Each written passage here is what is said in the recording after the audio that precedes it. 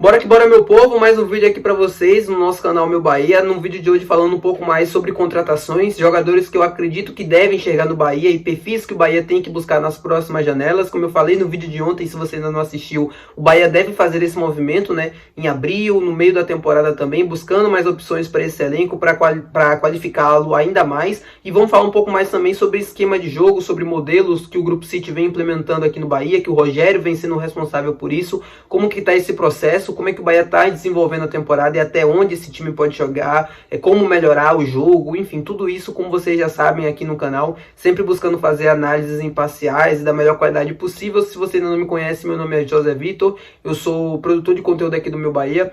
Já deixa o like nesse vídeo para ajudar o canal, para ajudar também, consequentemente, o nome do Esporte Clube Bahia, e se inscreve aqui para a gente tentar chegar a 2.000 inscritos o mais rápido possível. Feito isso, já vamos começar o vídeo para a gente não perder tempo. Meu povo, como eu falei para vocês, vamos dividir esse vídeo em duas partes, falando um pouco mais de perfis de contratação, e acho que até se encaixa primeiro, mas antes a gente precisa falar sobre o esquema de jogo que o Bahia vem adotando até aqui na temporada. Como eu trouxe para vocês no vídeo de ontem, são 15 jogos até aqui de Rogério Ceni em 2024, com 12 triunfos, um empate e 2 derrotas, um aproveitamento superior a 80%, levando em consideração que o Bahia só enfrentou uma equipe de Série A até então, que foi no Clássico Bavi, e a gente viu no que deu.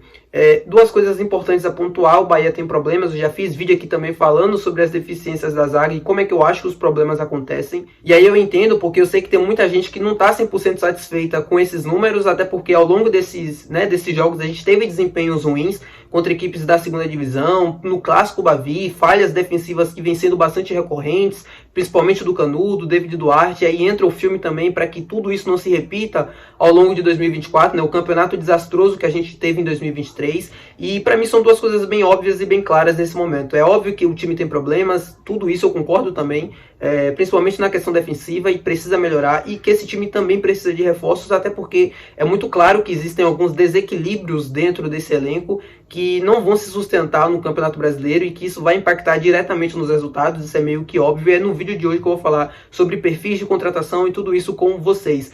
Primeira coisa que eu acho importante destacar, acho que esse vídeo é mais uma resenha também para vocês.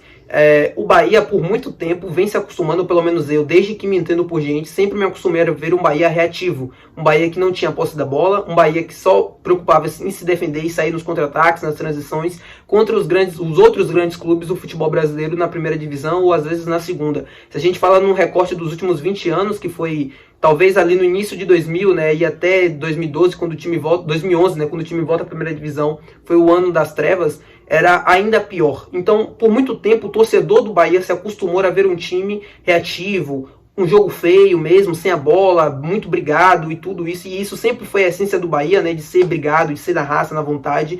E eu entendo também o torcedor em estar se acostumando com esse novo momento do Bahia, porque depois de muitos anos a gente vem ver uma equipe extremamente técnica. Eu, pelo menos, desde que me entendo por gente, a equipe mais técnica, em qualidade mesmo, que o Bahia tem, que eu já vi.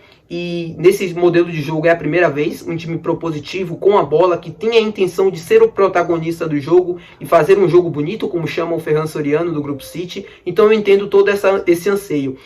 E isso, claro, para esse jogo bonito funcionar e para esse jogo se adaptar, para que tudo isso seja sedimentado e falando é muito bonito, né? Mas que ele seja colocado em prática, com resultados, contra grandes equipes, e tudo isso leva-se tempo. Vocês estão cansados de saber, não é da noite para o dia. Mas é óbvio que, para mim, nesse momento, a gente vai precisar dar um passo à frente nessa temporada. Em 2023, com o Renato Paiva, que eu não gosto nem de falar o nome, deu tudo errado. Foi um cara que chegou para colocar esse estilo de jogo em prática, fazer com que o time jogasse dessa maneira, só que ele acabou piorando tudo, deixou o time numa situação muito burocrática, ruim, e aí o Rogério chegou e teve que mudar tudo para tentar sobreviver no campeonato, e aí a gente começa praticamente da estaca zero novamente em 2024 com essas contratações. E funcionou por um primeiro momento, ou funciona por um primeiro momento, mas ainda existem falhas e erros que são gravíssimos e que às vezes custam o desempenho da equipe, um desempenho bonito, um desempenho que empolgue o torcedor em jogos decisivos até aqui.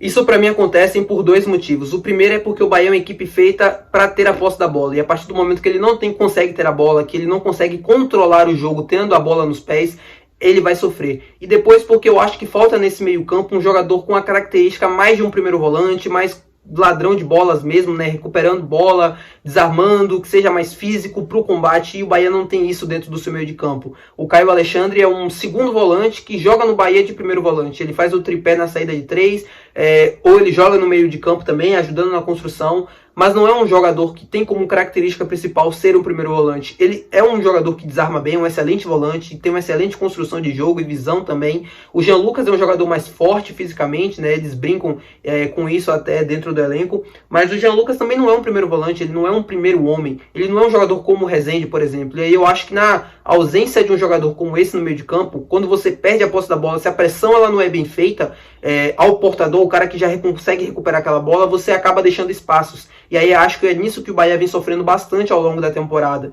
Se vocês observarem bem, o gol, por exemplo, contra o Ceará é justamente nessa pegada. O Bahia perde a posse da bola, não tem uma pressão no jogador que recupera aquela bola, ele consegue sair livremente, a pressão não é bem feita, ele encontra espaços pelo meio do campo, né? Existe um buraco no meio de campo do Bahia e ele consegue ir e levar a bola até fazer o gol depois. Então é basicamente isso que eu tô falando para vocês, é nesse sentido. Eu acho que esse time precisa de um primeiro volante, mas não acho que isso deva acontecer. A contratação de um primeiro volante não deve acontecer, pelo menos nesse ano de 2024, pelo menos das informações que eu tenho e que também o Rogério já deixou claro sobre isso. O meio de campo, o Bahia foi o maior investimento do time em toda a história nesse setor de campo, né? Com a contratação do Caio Alexandre, a do Everton Ribeiro, do Jean Lucas, tem já o Tassiano, o Iago. Eu acho que dificilmente a gente deve ver a chegada de um primeiro volante, também tem o Rezende, que faz aquela função. Então eu não acredito que um primeiro volante seja ou prioridade nesse momento, ou que esteja na lista de contratações, até porque a gente tem necessidades mais óbvias, né, nesse momento, que é justamente a lateral esquerda. E aí eu acho que é o nosso principal problema até aqui, ou algo que pode ajudar muito o nosso time ao longo da temporada. Um time que joga construindo o jogo precisa ter laterais que apoiem bastante, mas que também sejam bastante participativos no jogo com a bola. O Gilberto, nos momentos bons que teve em 2024, logo no início dos jogos, foi assim. Foi um lateral que atacava bastante, que tinha bastante participação na construção do jogo, com cruzamentos, bons passes, e isso ajuda e facilita bastante o jogo, principalmente nas tabelas com o Everton, com o Cauli, e tudo isso influencia bastante. Quando a gente joga com o Juba, ele é um lateral ofensivo que participa bastante, mas que ele deixa bastante espaços. Ele não é um zagueiro, ele não é um lateral, ele é um meia esquerda, ele é um jogador de segunda linha, ele não é um lateral de ofício. Então, obviamente, ele não vai dar um equilíbrio defensivo para o time importante, necessário também na hora de se defender. O Cicinho não é um lateral esquerdo, ele é um lateral direito que joga improvisado, então ele não tem aquela perna esquerda, ele não consegue. O manuseio com a bola é diferente, né? E impacta também nesse jogo para frente, na construção. Isso também atrapalha. Por mais que seja um cara que compete mais ali, que defensivamente dá um equilíbrio mais melhor do que o Juba nesse primeiro momento, mas não é um lateral esquerdo, como eu falei para vocês. Então o Bahia deve buscar na temporada um lateral que seja justamente esse meio termo, agressivo, que vá para cima, que participe da última linha, que ataque bastante como o Ayas. E aí eu entendo também, o Bahia joga com o Santiago Arias, que inclusive foi convocado para a seleção colombiana ontem. É um lateral bastante ofensivo, que ataca bastante a última linha. Não dá para você ter dois laterais que sejam justamente que joguem dessa maneira. Você precisa ter um lado que apoie mais do que o outro, justamente para equilibrar, né? Para você não deixar os dois buracos ali praticamente expostos, né? Os dois lados do campo. Mas mesmo assim, o lateral esquerdo precisa ser um lateral ofensivo que ajude na construção do jogo, mas que também dê equilíbrio. Eu acho mais ou menos esse perfil. O Marlon do Cruzeiro é mais ou menos nesse sentido do que eu tô falando para vocês. Eu acho que é isso que o Bahia deve buscar sim ao longo da temporada. O outro setor do campo que deve ganhar reforços, como eu falei no vídeo de ontem para vocês, é a zaga. E aí também entra o perfil que eu acredito que o Bahia deva buscar no mercado. Zagueiros que constroem o jogo. É importante demais. Às vezes parece que não. Às vezes parece que é só mimimi ou coisa do tipo assim, mas vocês veem na prática como faz a diferença. O Cuesta jogando pelo lado esquerdo é um zagueiro canhoto, e vocês viram um passe que ele encontrou pro Cauli. O David Duarte não conseguiria ter o mesmo caguete para aquilo, porque ele não é canhoto, ele teria que ajeitar o corpo para a direita, e aí o jogador do Caxias já teria bloqueado a linha do passe. Então é importante o Bahia buscar, pelo amor de Deus, é meu sonho, que o Bahia busque um zagueiro canhoto, para jogar quando o Cuesta não estiver disponível, mas que também tenha como característica principal a construção de jogo, porque é muito importante quando você enfrenta defesas fechadas, como foi o do Caxias, que os zagueiros participem, porque senão você engarrafa muito o jogo pelo lado do campo ou pelos meias, e tudo isso dificulta e vai cansando e vai minando o estilo de jogo da equipe. Então é importante ter zagueiros construtores. O Bahia nesse momento não monitora nenhum, a não ser o Pedro Henrique, pelo menos das informações que eu tenho. O Pedro é um zagueiro construtor, no Atlético Paranaense ele jogou como Quando o Thiago Heleno não podia jogar como o líbero, né, o zagueiro central, ele atuava por ali e atuava muito bem nessa saída de jogo também, ajudando na construção. Eu gosto bastante do nome do Pedro Henrique, ele fisicamente bem, é um ótimo zagueiro.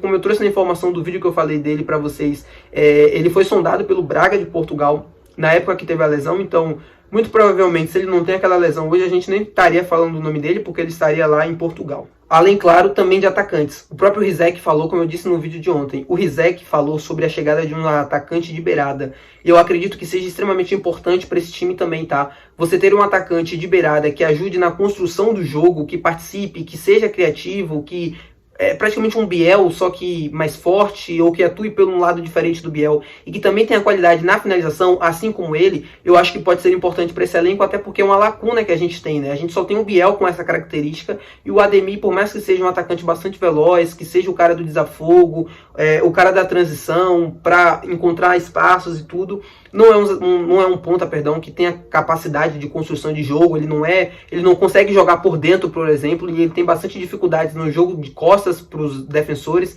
É um jogador que pede bastante a bola nesse sentido, ele vem melhorando bastante, ele mesmo nas entrevistas vem admitindo isso, e que melhore na finalização. O Ademir, por mais que tenha números muito bons nessa temporada, ainda não é um atacante assim, totalmente confiável nesse quesito. É um ótimo atacante para mim, tá? É um excelente jogador para se ter dentro do elenco, para determinados jogos, ou até para assumir a titularidade como ele vem assumindo mesmo nos últimos jogos da temporada.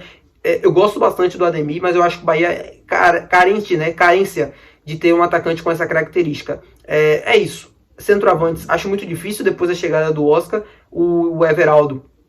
Na verdade, assim, o Bahia não joga com centroavante fixo, né? Se a gente pega em comparação com o Manchester City, por exemplo, o Haaland é como se fosse um cone dentro da área. O Manchester City tem um jogo todo entre a área, né? Antes do Haaland, e ele é o cara do último toque, é o cara da finalização. É o cara para empurrar a bola para a rede, para estar bem posicionado, e isso ele faz muito bem, e é por isso que é um dos melhores, ou se não o melhor centroavante do mundo atualmente. Quando joga com o Julian Álvares, e aí ele vai mais para a característica do Tassiano, né, um atacante mais móvel, o City consegue ter melhor mobilidade, consegue criar situações diferente do Haaland, que é um cara que não sai praticamente dentro da área, ou se sai, ele está muito distante daquilo que ele sabe fazer de melhor. Ele é um cara para estar ali, próximo ao gol, para justamente levar perigo e incomodar, e acho que dificilmente o Bahia deva ir atrás de um centroavante, porque não joga com essa característica, não tem esse jogo fixo dentro da área. O Bahia, mesmo com o Everaldo, sai bastante, tanto se vocês olharem na artilharia do time, vocês vão ver muitos jogadores de meio de campo, o Ademir, Biel, Cauli, Everton Ribeiro. Os gols são bastante distribuídos, você não tem uma referência fixa como o Manchester City tem, por exemplo, no Haaland, que é o cara responsável pelos gols do time. O time todo do Bahia é muito coletivo e é responsável por isso. O Oscar é completamente diferente do Everaldo e completamente daquilo que o Bahia joga nesse momento. Eu já expliquei sobre a chegada dele. Eu acho que é um jogador importante para ter como característica para determinados jogos. Às vezes você precisa ganhar ou precisa ter uma referência, um determinado jogo que você precisa mudar a forma de jogar, a estratégia, tudo. Eu acho que ele pode ser importante, mas não criei uma expectativa. Eu não criei uma expectativa sobre o jogador e eu acredito que vocês também não devam criar, até porque o Oscar pode vir a ser um grande centroavante dentro do Bahia e tudo aquilo mais, mas pelas características dele e daquilo que o Bahia pretende jogar, eu acho muito difícil ele conseguir ser aquele cara fazedor de gols e muitos gols. Eu posso estar depois aqui, meses depois, estar quebrando a cara com isso, mas eu dificilmente acredito que isso vai acontecer. É isso, meu povo, espero que vocês tenham gostado do vídeo. Se você gostou, já deixa teu like, já se inscreve no canal. Se você pensa diferente, deixa aqui nos comentários, não tem problema, desde que seja com respeito, e vamos ajudar a gente a chegar a 2.000 inscritos. Mesmo se você não gostou, se inscreve nesse canal, deixa teu like aí, porque vai ajudar demais a gente, tá? É isso, até o próximo vídeo, que deve ser de amanhã, do pré-jogo da partida contra o Jequié no sábado, trazendo as informações e o provável time titular, como vocês já estão acostumados. E é isso, meu povo, até o próximo vídeo, valeu!